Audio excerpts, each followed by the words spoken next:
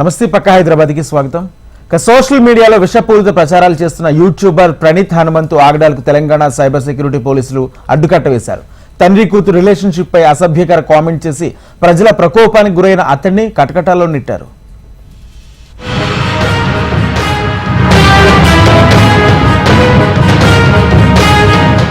Social media దారి తప్పుతోందా?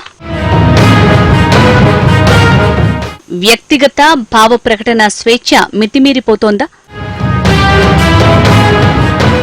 YouTuber పేరుతో ఏది పడితే అది వాగొచ్చా? అవతలి వారిని కించపరిచేలా ఎలాంటి వ్యాఖ్యలైనా చేయొచ్చా? యూట్యూబర్ ప్రణీత్ హనుమంత్ వ్యవహారంలో మరోసారి సోషల్ మీడియా పోకడలపై చర్చ జరుగుతోంది. జనాల అటెన్షన్ పొందాలని, లైక్స్ సంపాదించాలనే ఆశతో తండ్రి కూతురు బంధంపై అసభ్యకరమైన వ్యాఖ్యలు చేసి కటకటాల పాలయ్యాడు యూట్యూబర్ ప్రణీత్ హనుమంతు.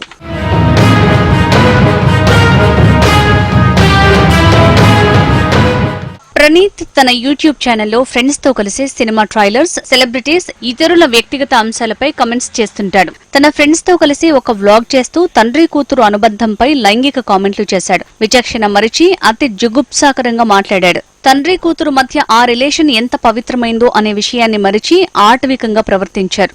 ఏ తండ్రి కూతురు వినని విధంగా భాషను వాడారు. దీంతో ఆ వీడియో సోషల్ మీడియాలో వివాదాస్పదంగా మారింది. ఈ వీడియోపై నెటిజన్లతో పాటు టాలీవుడ్ నటుడు సాయిధరమ్ తేజ్, సింగర్ చిన్మయి, అడవిశేష్, సుధీర్ బాబు, మంచు మనోజ్ స్పందిస్తూ అతడిపై కఠిన చర్యలు తీసుకోవాలని రెండు తెలుగు రాష్ట్రాల ముఖ్యమంత్రులతో పాటు డిప్యూటీ సీఎంలను విజ్ఞప్తి చేశారు. ప్రణీత్ తీరుపై సాధారణ ప్రజానీకం నుంచి కూడా తీవ్ర ఆగ్రహావేశాలు వ్యక్తమయ్యాయి. దీనిపై స్పందించిన సీఎం రేవంత్ రెడ్డి ఆ యూట్యూబర్ పై వెంటనే చర్యలు తీసుకోవాలని పోలీసులను ఆదేశించారు. దీంతో ఈ కేసును సుమోటోగా తీసుకున్న తెలంగాణ సైబర్ సెక్యూరిటీ పోలీసులు ప్రణీత్ పై ఫోక్సో చట్టంతో పాటు 67B ఐటీ యాక్ట్, భారత న్యాయ సంహిత చట్టం ప్రకారం 79-294 సెక్షన్ల కింద కేసు నమోదు చేశారు. ప్రణీత్ హనుమంతుతో పాటు లైవ్ చాటింగ్ లో పాల్గొన్న ముగ్గురు నిందితులపైన పోలీసులు కేసు నమోదు చేశారు.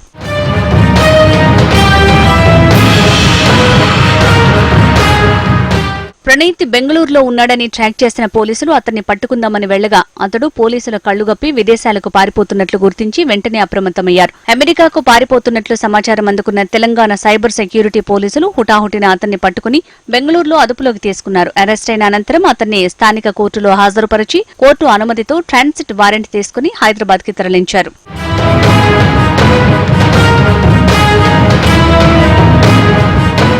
ప్రణీత్ హనుమంతును పోలీసులు విచారణ జరిపి మిగతా స్నేహితుల గురించి ఎందుకు తండ్రి కూతురుపై వీడియో చేయాల్సి వచ్చిందనే దానిపై స్టేట్మెంట్ రికార్డు చేశారు తెలంగాణ సైబర్ సెక్యూరిటీ పోలీసులు. అనంతరం ప్రణీత్ ను నాంపల్లి కోర్టులో హాజరుపరచగా న్యాయస్థానం 14 రోజుల జ్యుడిషియల్ రిమాండ్ విధించింది. ఈ కేసులో A2గా డల్లాస్ నాగేశ్వరరావు, A3గా బుర్రా యువరాజ్, A4గా సాయి ఆదినారాయణ ఉన్నట్లు పోలీసులు వెల్లడించారు. ఈ ముగ్గురు నిందితులు ఎక్కడున్నారనే కోణంలో పోలీసులు గాలిస్తున్నారు.